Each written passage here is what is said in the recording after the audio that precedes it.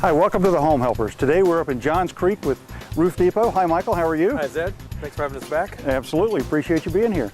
You've got a phenomenal project going on. Tell me what you got going today. Well, we're here in Johns Creek. We're putting on a roof, as you can see behind us. We're using this as a model to talk about some unique situations homeowners face on the roof that they're not aware of. Really? But most importantly, not that they're not aware of it, what's important is that how do you deal with these situations correctly so it doesn't cost them money years down the road. You know it's important to always do it right the first time. So what are we going to review? Well, we've got my technical director from our residential division here. His name is Jeremy. He's going to get up here and we're going to discuss dead valleys. Dead valleys, okay. Important topic for us. We're going to discuss kick out, especially on a stucco home like this.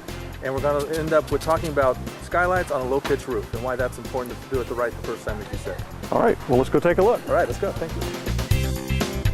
All right, Jeremy, tell me about some of the things that you guys are doing up on the roof. Yeah, right here in this section of the roof, we have a dead valley. The definition of a dead valley is nothing more than two slopes of a roof that come together forming a valley. Okay. And that valley dead ends into a vertical surface, i.e. a wall.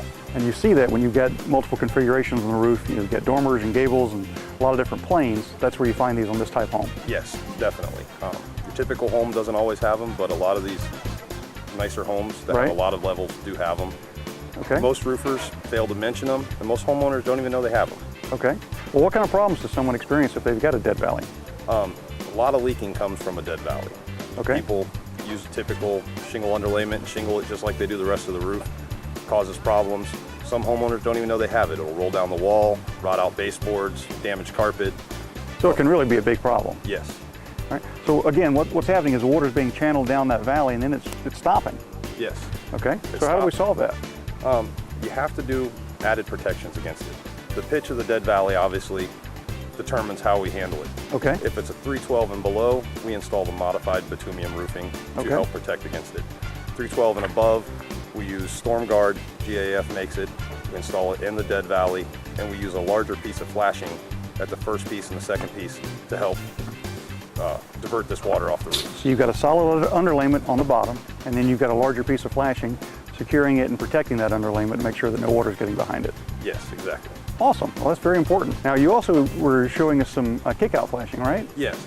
Kick-out flashings are important because most roofers forget them. It's the first piece of flashing that is installed at a chimney or at the roof line where the eave hits a wall. Most roofers just do this with a straight piece of flashing. The water then runs down, runs behind the gutter, causes that unsightly... Or it might not even go in the gutter. Yes, exactly. It doesn't go in the gutter, causes that unsightly mold that you see down the front of your stucco brick home. That's because of a kick-out flashing. With siding, it becomes more important because the siding will rot out. Absolutely.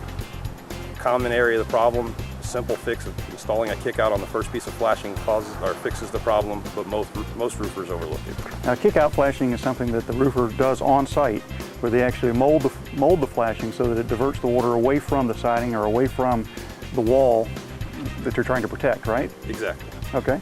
So can you show us a piece of that? This is a piece of kick-out flashing I made before.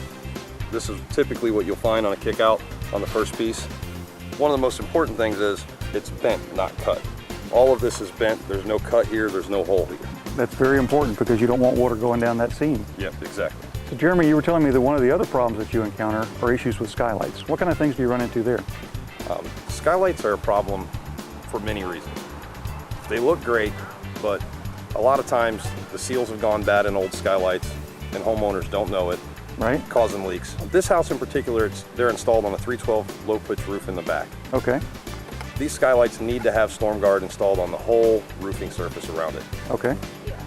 Then we install the skylight. One of the things that's important is the flashing again with the skylight. This is a typical step flashing. They are 4 inches by 4 inches by 8 inches. Simple, when you put a shingle on, you put a piece of metal, the next shingle, put another piece of metal, they overlap like this, stepping up the roof. Right. And the advantage to that is any water gets behind it, it's always got a way to get out. Yes, it sheds just like a bird's feathers do. Perfect example. When a skylight is not properly flashed, the headaches that are involved with them are many. Rotted decking, a lot of times people's skylights are leaking and they don't even know. When we tear the roof off, we point out the rotted decking and they're completely surprised. This decking will rot all the way to the eave in some cases. Right. Causing mold, insulation damage, and obviously the rotted wood. The big unknown for a customer is when you tear off this roof, the hidden cost of decking repairs. And that's the wood that's underneath these shingles right now. You find that a lot of companies will charge you for extra. This roof had several sheets of rotted decking, some due to toe board holes, which are 2x4s that the roofer will nail to the roof while he's installing it so he can stay on the roof. We replace this rotted wood and avoid these problems in the future by our guys wearing harnesses and using roof jacks. Other areas that they had rotted wood was in the dead valley that we spoke about earlier and around the chimney on the rear of the house. What sets us aside from other companies is that our contract price is the final price. Any decking repairs that Jeremy and his team finds up there, we cover it, we take care of it for the homeowner, we show them the wood and pictures of what we did, but there's no extra cost there. And that's where our one price guarantee works for us. That is so important because that's really unique in the industry. I don't know if any other companies are doing that. They don't, and it saves the homeowner an average of $700 to $2,000 on a roof install like this. Well guys, I want you to know I really appreciate the fact that you're allowed us to come out and film your project. You're doing a phenomenal job installing this roof and making sure it's done right. You've been watching The Roof Depot on the Home Helpers.